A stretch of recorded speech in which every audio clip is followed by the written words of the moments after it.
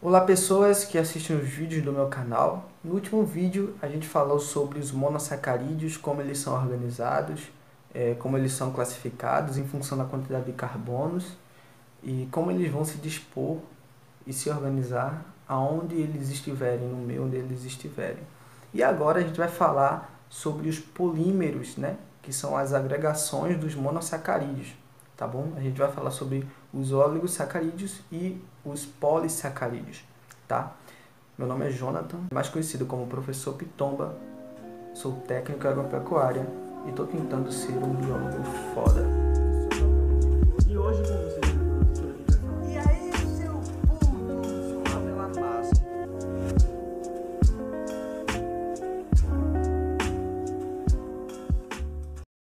Bom, gente, para os oligosacarídeos, que são sacarídeos formados por monossacarídeos, né? Sacarídeos menores são polímeros formados por monômeros, que são os monossacarídeos. Os oligosacarídeos são sacarídeos que vão ter de 2 até 20 junções de monossacarídeos. E o mais importante, a junção mais importante é a junção de 2 monossacarídeos, tá bom? E a gente tem geralmente os mais principais são que são formados por glicose, tá? Então, por glicose, por frutose e galactose. Então, quando a gente tem glicose ligado com glicose, a gente tem a maltose. Quando a gente tem glicose ligado com frutose, a gente tem a sacarose. E quando a gente tem glicose ligada com galactose, a gente tem a lactose, tá bom? Que são disacarídeos, beleza? E é interessante você entender que tem uma fórmula geral para os polissacarídeos formados por hexoses, que são esses que eu falei para vocês agora, que é a seguinte, né? Deixa eu até dar uma olhadinha aqui, que é C6H10O5, se eu não me engano. É exatamente isso, C6H10O5. Por que ela tem essa fórmula geral que não é igual à outra? A outra é CH2O e o N fora significa a quantidade de carbonos que eu vou ter, que vai multiplicar o resto, tá? Que pode variar de 3 até 7. Nesse caso aqui, por que os polissacarídeos vão ter essa fórmula geral e não vão ter a mesma conformação de quantidade de oxigênios e hidrogênios? Porque existe um processo quando os monossacarídeos vão se ligar, que é as ligações glicosídicas, que é uma ligação que acontece por desidratação, perde uma água para o meio, tá? Então eu falei para vocês que quando os monossacarídeos, quando a glicose, essa hexose, está disposta, né, ou está encontrada no meio aquoso, ela vai ficar na forma cíclica. E a carbonila, que está no carbono 1, vai se ligar ao hidrogênio, que está no carbono 5, vai formar uma hidroxila, e dependendo de como essa hidroxila vai estar posicionada, a gente vai ter a alfa-glicose e a beta-glicose. Quando a hidroxila está embaixo, a gente tem a alfa-glicose, quando está em cima, a gente tem a beta. Isso é importante para a gente entender um pouco sobre os polissacarídeos, mas agora nos monossacarídeos, vamos entender que quando os monossacarídeos vão se ligar, acontece essa reação, né, de perder água por desidratação, a ligação glicosídica. E como é que ela funciona? É a ligação 1,4, porque o carbono 1, o hidrogênio do carbono 1, na verdade a hidroxila do carbono 1, vai se ligar ao hidrogênio do carbono 4 de outra cadeia. E fazendo essa junção, perde-se, né, água para o meio e forma a ligação bonitinha que eu vou deixar aqui para vocês verem, tá? Isso se chama uma ligação por síntese por desidratação. É uma síntese por desidratação, tá? Então, basicamente, os oligosacarídeos vão se formar assim, né?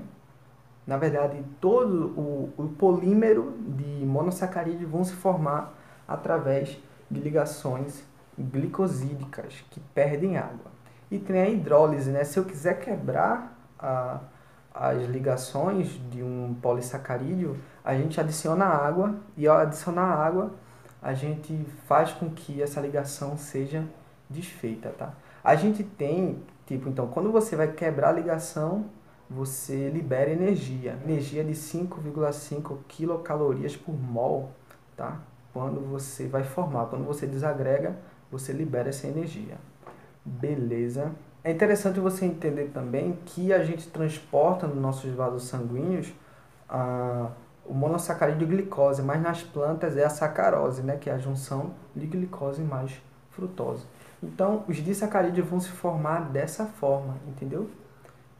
Com as ligações glicosídicas e as ligações, ou por hidrólise, eles podem se quebrar, ou por desidratação que eles vão se formar. Beleza? Tudo ok. Então a gente vai agora para os polissacarídeos. Os polissacarídeos são polímeros de monossacarídeos que vão ter mais de 20 monossacarídeos, tá?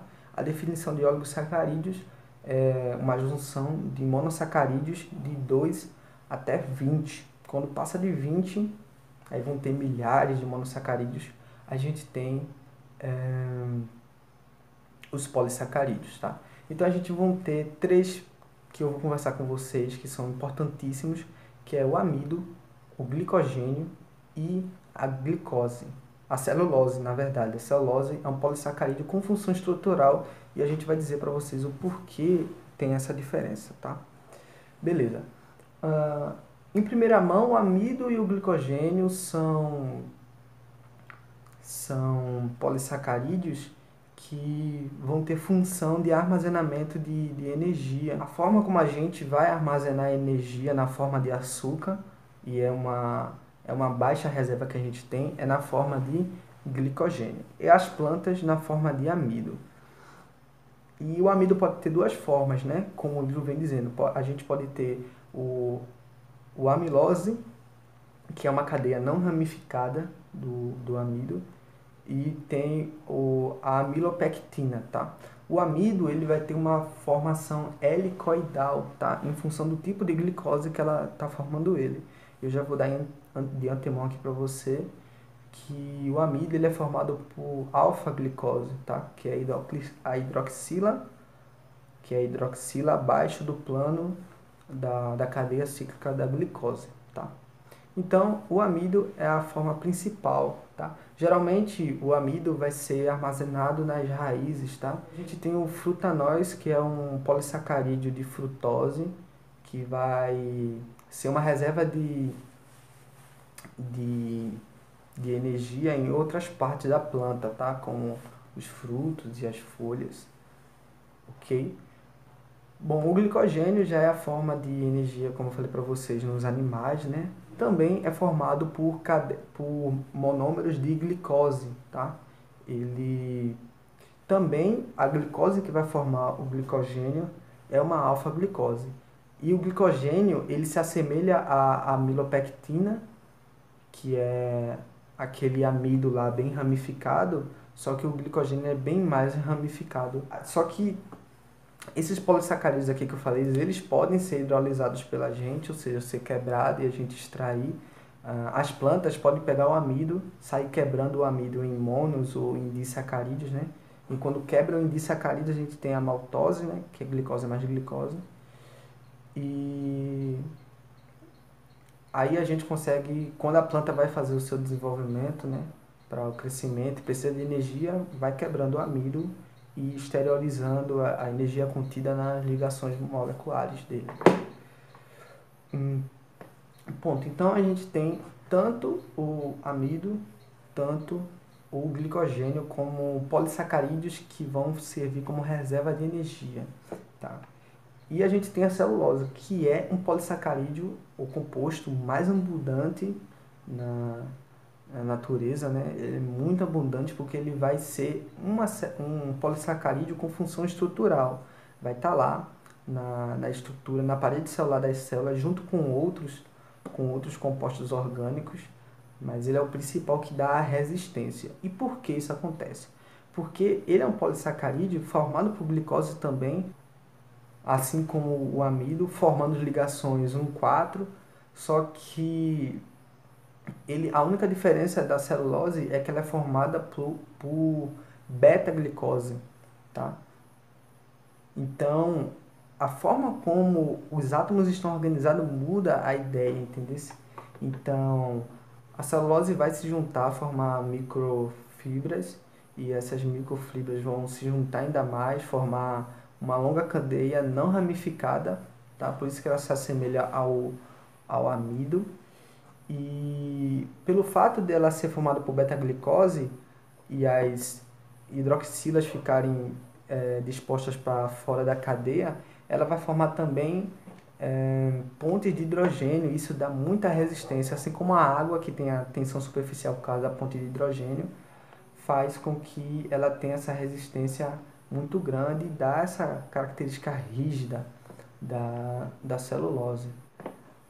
E tem um outro também, um polissacarídeo, que é a quitina, que é formada por uma glicose também, só que tem um grupo tem um composto orgânico de nitrogênio que faz mudar também a conformação, e ela é encontrada no exoesqueleto de insetos e crustáceos, tá? E isso faz ter aquela resistência, entendeu? Então a barata, quando você pisa nela, que faz aquele crack, aquilo ali é carboidrato. Então a barata é doce e é uma fonte de energia, só que a gente não consegue quebrar, né, esse tipo de carboidrato, já que ele é um polímero muito grande. E a gente não consegue hidrolisar ele por esse fato dele ser bastante grande, ser bastante rígido, e quem consegue hidrolisar esse tipo de carboidrato, como a celulose, são micro-organismos que têm as enzimas, a celulase, para quebrar isso aí, entendeu? E por isso que a vaca se alimenta das plantas e fica bastante gorda, porque ela tem uma microbiota dentro do rumen dela, que é o primeiro compartimento do estômago dela, né? Ela é um poligastro, né? Um ruminante, tem vários estômagos, e o primeiro estômago é o rumen, e lá tem os organismos que produzem esse composto, a enzima, para fazer a quebra da glicose. Tá certo, minha gente? Então é isso. Um beijo e um abraço. Calma aí, antes de terminar o vídeo, a gente vai fazer um apanhado geral do que foi que a gente viu sobre os carboidratos. Vai cobrar no vestibular os três principais, né? Que são os monossacarídeos, os disacarídeos e os polissacarídeos, tá? Exemplos de monossacarídeos, a gente tem a glicose, a frutose e a galactose. Dos disacarídeos, a gente tem a sacarose, a gente tem a maltose e a lactose. E nos polissacarídeos, a gente tem o amido, o glicogênio, a quitina e a celulose, que é bem abundante, tá? As características principais de cada um é que, em geral, assim, os disacarídeos e os polis são polímeros e os monômeros são os monossacarídeos, tá? Os monossacarídeos vão variar de 3 carbonos até 7, tá? Sendo a trioses, tetroses, pentoses, hexoses e heptatoses, tá? Então varia de 3 até 7 carbonos os monossacarídeos. E os mais importantes deles são as pentoses e as hexoses. As hexoses eu já falei como exemplo, e as pentoses são a ribose e a desoxirribose. Dos disacarídeos, a gente tem os mais principais, né, que são a sacarose, que é como as plantas vão transportar os sacarídeos nos seus vasos em forma de sacarose. A gente tem a lactose e tem a maltose, tá? Que são agregações de monossacarídeos por ligações glicosídicas que formam água através de desidratação, tá? E se quiser quebrar, coloca água e quebra, tá bom? Então, esses compostos são importantes para fornecer energia. Até aí a gente tem os sacarídeos dando energia. E a gente tem os polissacarídeos. Os polissacarídeos são cadeias muito longas que variam de 20 monossacarídeos para cima. Os oligosacarídeos, que os disacarídeos estão dentro deles, são de 2 monossacarídeos até 20, e os polis são mais de 20. Então, nos polissacarídeos, a gente tem o amido e o glicogênio e a celulose, como eu falei para vocês. O amido é como as células vão armazenar energia, uma cadeia muito longa, tá? Que as células vão armazenar energia através do amido, geralmente nas raízes, tá? E nas outras partes a gente tem o... Eu não consigo pronunciar direito esse nome, não sei se é frutanos ou se é frutanos.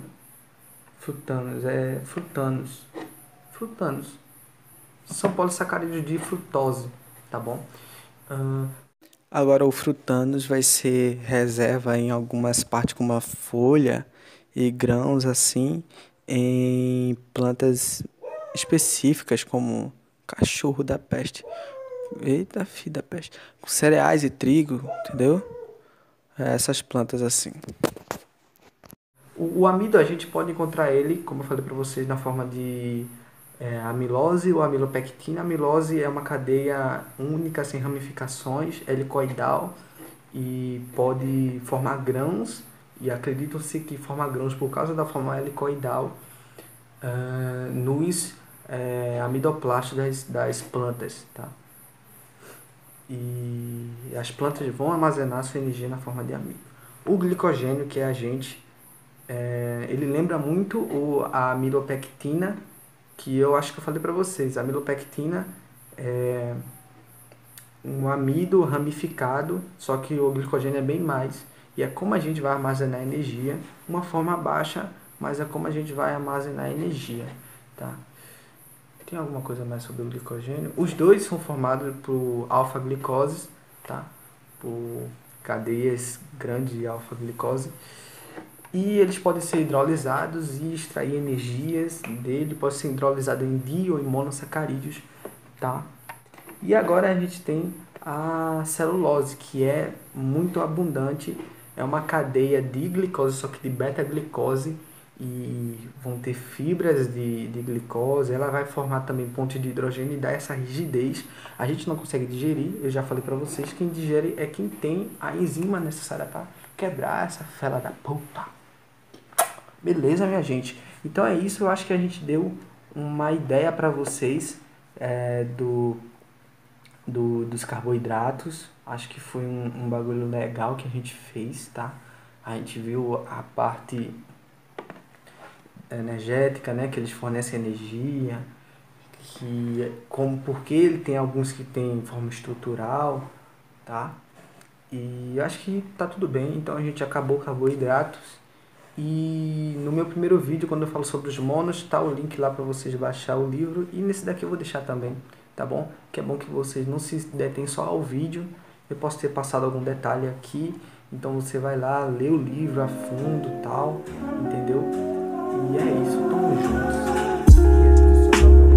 E hoje, como você